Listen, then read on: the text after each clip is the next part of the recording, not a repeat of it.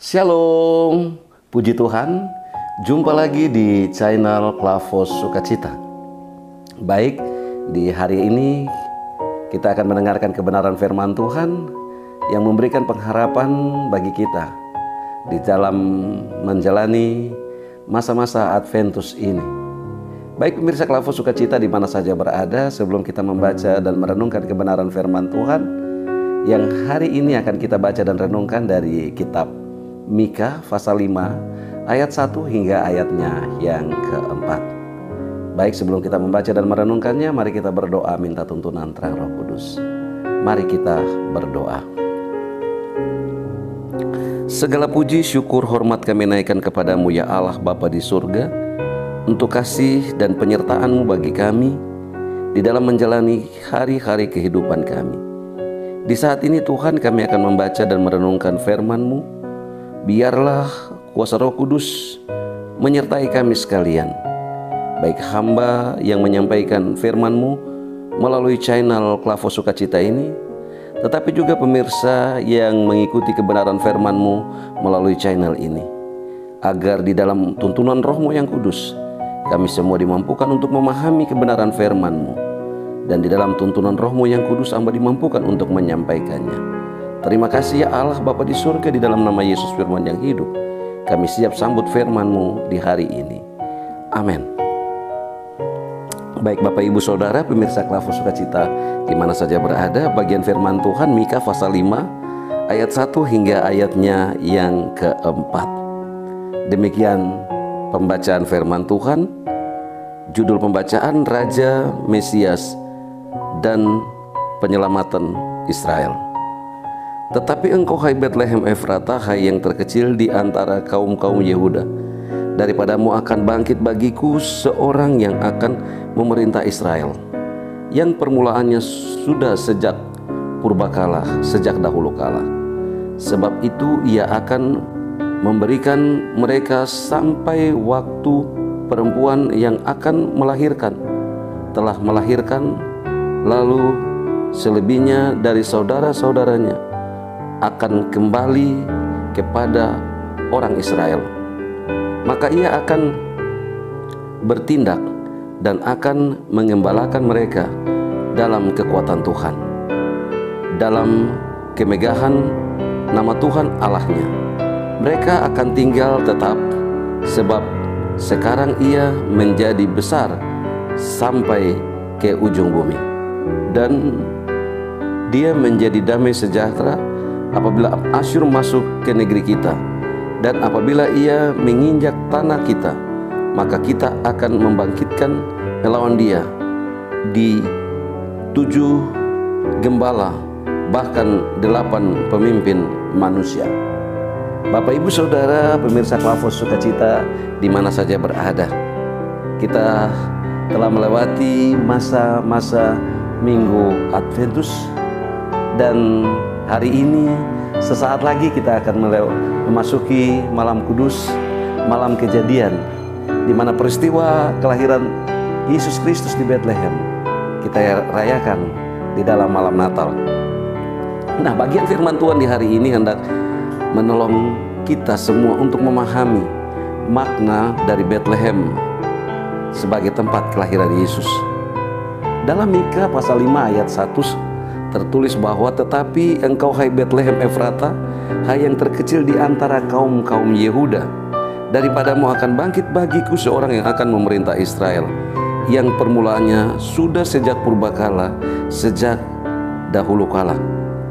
Nah, nubuat Mika tentang kisah kelahiran Yesus memperlihatkan bahwa Allah dalam kedaulatannya menggunakan hal-hal kecil yang sering diabaikan manusia. Artinya bahwa tindakan Allah ini bertolak atau berlatar belakang dengan konsep dunia. Artinya di mana pendapat manusia bahwa yang besar itu lebih hebat daripada yang kecil, atau yang besar itu lebih hebat sementara yang kecil itu tidak ada apa-apanya.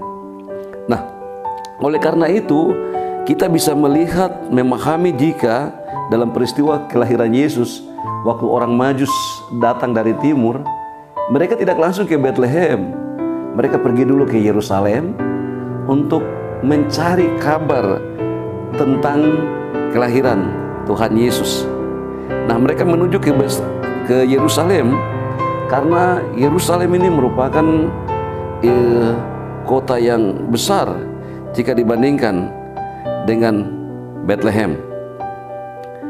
Mereka bertanya di manakah raja orang Yahudi itu. Ya, pasti mereka berpikir bahwa mungkin dia lahir di istana raja yang ada di Yerusalem. Nah, tapi apa yang terjadi Bapak Ibu Saudara? Sang raja itu ternyata bukan lahir di Yerusalem yang adalah ibu kota kerajaan Israel. Sehingga penduduk di Yerusalem pun gempar. Mereka tak pernah mendengar kalau ada nanti raja baru yang lahir. Nah, namun dari kitab Mika ini jelas sekali bahwa Mika menubuatkan bahwa raja yang akan lahir itu, dia akan lahir di kota yang bernama Bethlehem, kota terkecil di Yehuda.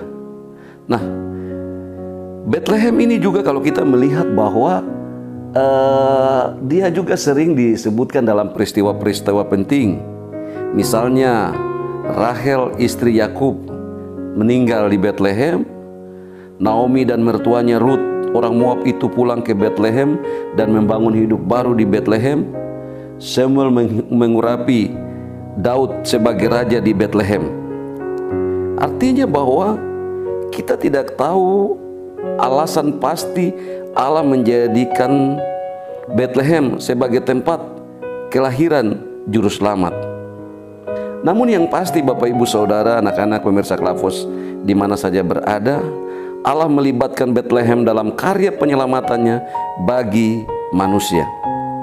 Nah, kisah pelibatan Bethlehem dalam karya penyelamatan memperlihatkan bahwa kita perlu belajar dari Allah untuk menghargai yang kecil.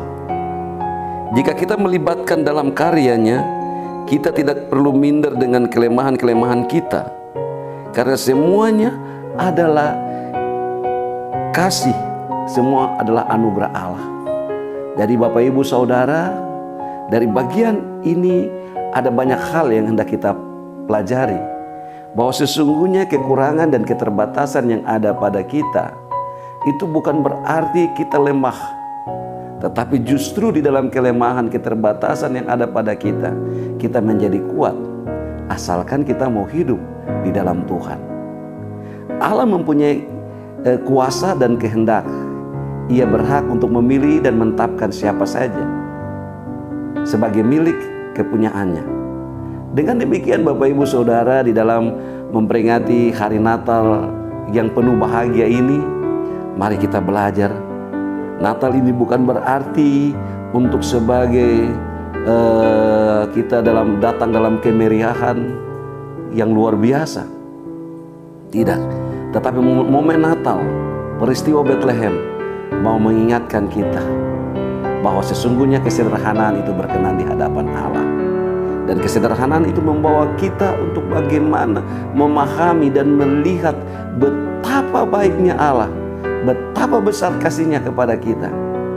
Bapak Ibu Saudara, anak-anak pemirsa Klavos Sukacita di mana saja berada, kalau Mika menubuatkan, Bethlehem Efrata, engkau yang terkecil di antara kaum Yehuda, daripadamu akan bangkit bagiku seorang yang akan memerintah atas Israel. Saya percaya di dalam keterbatasan hidup yang kita jalani, Allah juga turut berperan di dalam kehidupan kita. Allah juga menetapkan Bapak Ibu Saudara dan saya, anak-anak sekalian, dalam keterbatasan, dalam kesederhanaan, dalam kerendahan, dalam ketidakberdayaan kita, Allah tetap menyatakan kasih-Nya.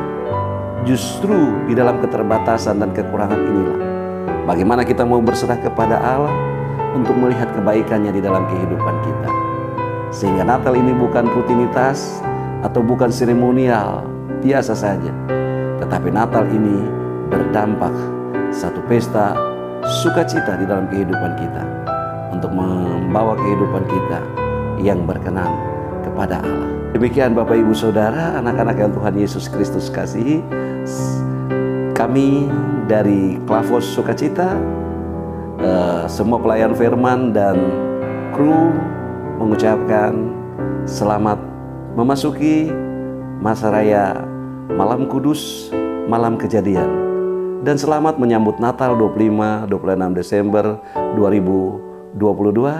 Selamat memasuki tahun baru 1 Januari 2023. Kiranya di dalam seluruh kerendahan hati, di dalam seluruh keberadaan kehidupan kita, peristiwa Bethlehem mengingatkan kita bahwa dalam keadaan apapun Allah tetap menolong kita. Tuhan Yesus memberkati kita dengan firman-Nya. Mari kita berdoa. Kami bersyukur kepadamu ya Allah Bapa di surga, untuk kasih dan anugerah-Mu bagi kami, untuk lawatan-Mu bagi kami, di mana Yesus Kristus lahir ke dunia untuk menyelamatkan kami umat manusia. Terima kasih ya Allah Bapa di surga.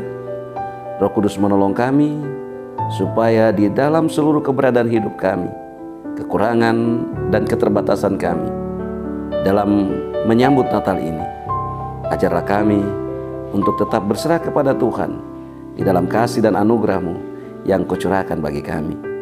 Terima kasih Bapa di surga. Pemirsa Klavos Sukacita yang mendengar firman-Mu melalui channel ini, diberkati Tuhan senantiasa.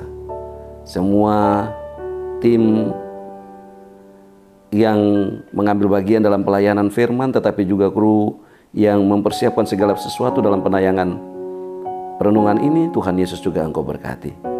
Terima kasih ya Allah Bapa di surga. Pimpin terus kehidupan kami, mulai dari sekarang sampai selama-lamanya. Haleluya. Amin. Shalom. Tuhan Yesus berkati kita sekalian.